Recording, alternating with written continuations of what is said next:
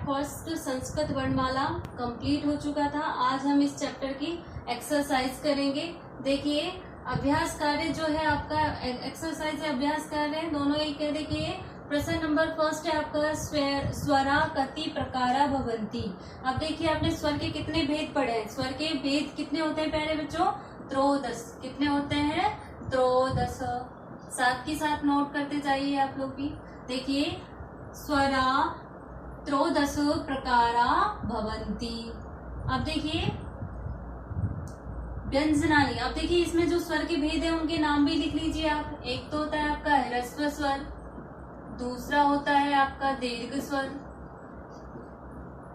ह्रस्व स्वर, दूसरा आपका दीर्घ स्वर और तीसरा होता है आपका संयुक्त स्वर। कौन सा पढ़ा है प्यारे बच्चों? संयुक्त स्वर। अब देखिए नेक्स्ट जो प्रश्न है आपका व्यंजनानी कति प्रकार काणी भवंती केवल नामानी लिखत। अब देखिए व्यंजन के कितने प्रकार होते हैं, केवल नाम लिखना है। अब व्यंजन के कितने प्रकार होते हैं तो लिख लीजिए इसमें इस तरीके से। व्यंजन के त्र प्रकार होते हैं। कितने होते हैं? त्र। कौन कौन से होते हैं प्यारे बच्चों? व्यंजन होते हैं आपके स्पर्श व्यंजन, स्पर्श व्यंजन, सेकंड आपका अंतस्थ व्यंजन, अंतस्थ व्यंजन, थर्ड है आपका ऊष्म व्यंजन। कौन सा व्यंजन प्यारे बच्चों? ऊष्म व्यंजन। अब देखिए केवल इसमें नाम पूछे हैं तो केवल आपको नाम लिखना है, इनकी संख्या नहीं लिखनी है। अब देखिए इसमें क्या करना है, प्रश्न संख्या 3 में ह्रस्व दीर्घ संयुक्त स्वरों को पृथक पृथक करना है। ये आपको मंजूषा दी हुई है, उसमें से आपको पृथक पृथक करना है। अब देखिए इसमें से ह्रस्व स्वर छांटने, जो लघु होते हैं, जो एक मात्रिक होते हैं। स्टार्टिंग से देखिए छोटा ऊ, ठीक है, अ और आपका री, ये आपका ह्रस्व स्वर है। अब देखिए री जो होता है आपका, ऋषि जो होता है लघु ऐसे होता है और दीर्घ इस तरीके से लिखा जाता है। ठीक है प्यारे बच्चों, ध्यान रखना। हिंदी में केवल एक है लेकिन संस्कृत में आपको 2 पढ़ने को मिलेंगे।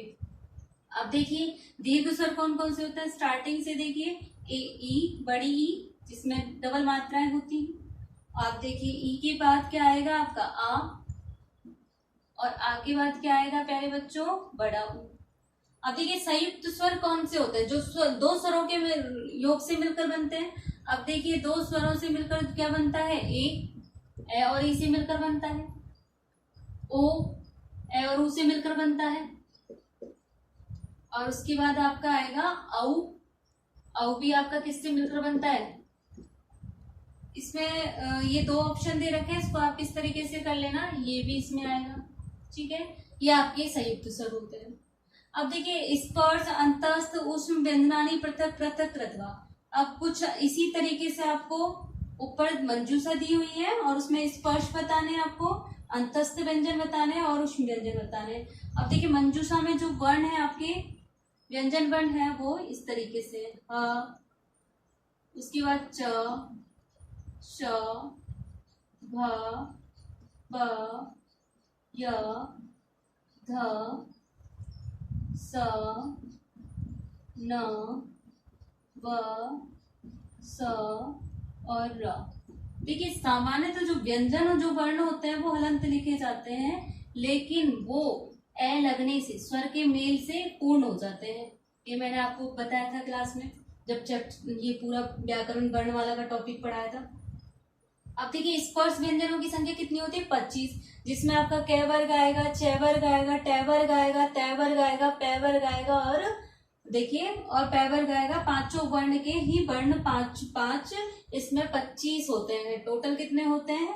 25 स्पर्श व्यंजन होते हैं। अब देखिए लय किसमें होगा? लय आपका स्पर्श व्यंजन में ही नहीं आएगा क्योंकि ये तो अंतस्थ व्यंजन है आपका ऊष्म व्यंजन में। चे वर्ग का प्रथम वर्ण, उसके बाद शय नहीं आएगा क्योंकि ये ऊष्म वर्ण है। ढ, उसके बाद आपका ये अंतस्थ व्यंजन है, इसमें नहीं आएगा। पै, उसके बाद ये उसके प्रारंभ में क्या आएगा? पै। उसके बाद देखिए प्यारे बच्चों ये ध, तथा त वर्ग का है तो ये भी आपका स्पर्श व्यंजन में आएगा। उसके पश्चात देखिए न भी आपका स्पर्श व्यंजन में आएगा। उसके पश्चात आपका ये नहीं आएगा, वह ये अंतस्थ में होता है, ये आपका उष् में होता है, और ये भी आपका अंतस्थ में होता है। अब देखिए अंतस्थ व्यंजन में कौन कौन से आएंगे, ले आएगा आपका अंतस्थ में।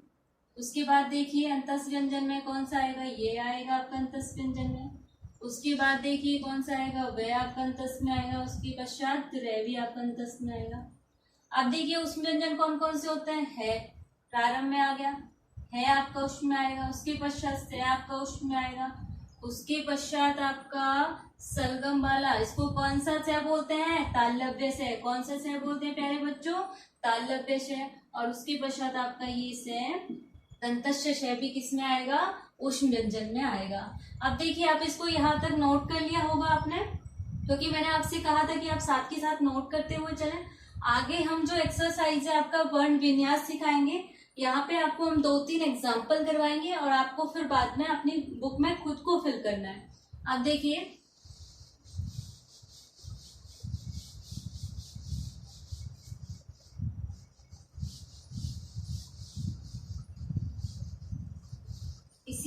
इसी अभ्यास कार्य का है ये। अभ्यास कार्य में ही आपकी लास्ट का प्रश्न है, क्या है, वर्ण विन्यास।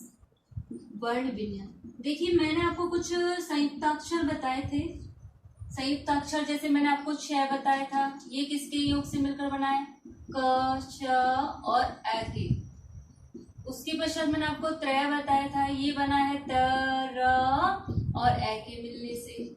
उसके पश्चात मैंने आपको ग बताया था, ये मिलता है जय ग और ऐ से। उसके पश्चात मैंने आपको बताया था श्रेय, ये मिलकर बनता है तालव्य श, आपका र और आपका अ।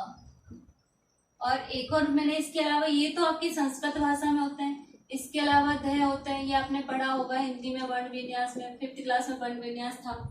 अब देखिए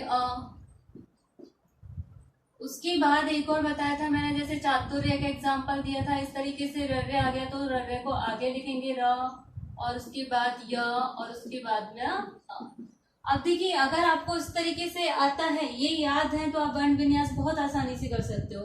देखिए फर्स्ट आपको दे रखा है वर्ण विन्यास में, फर्स्ट दे रखा है आपको त्रिशूल। क्या दे रखा है प्यारे बच्चों, त्रिशूल। क्या दे रखा है, त्रिशूल। इसका क्या करना है आपको, एक सेकंड बड़ा लिखते हैं थोड़ा सा आपको दिखे जिसे। फर्स्ट है आपका त्रिशूल। क्या है प्यारे बच्चों, त्रिशूल। अब त्रिशूल का आपको वर्ण विन्यास करना है, किस तरीके से करेंगे, देखिए त्रि, क्या बोल रहा है, त्रि। तो त्रि को पहले देखिए बोल कैसे रहा है, त्रि। त्रय किससे मिलकर बनता है, आधा तय आधा र और ऐसे मिलकर। अब इसमें मात्रा किसकी लगी है, छोटी की, तो हम छोटी की मात्रा लगाएंगे। उसके बाद से, ये जो सलगम वाला से किससे मिलकर बनता है प्यारे बच्चों, सलगम वाला श, ये आएगा श और ए। क्या आएगा प्यारे बच्चों, श और ए। और उसके पश्चात किसकी मात्रा लगी है, बड़े ऊ की मात्रा, तो बड़ा ऊ। उसके पश्चात क्या है आपका ले वर्ण, आधा ले और ए। ये इसका वर्ण विन्यास होता है। ठीक है प्यारे बच्चों, सेकंड का देखिए आप इसको ध्यान से समझिए। उसके बाद में मैं आपको 4 एग्जाम्पल यहाँ करवाऊंगी, बाद में आपको अपनी बुक में खुद को करना है। अब देखिए आश्रम, सेकंड क्या है, आश्रम।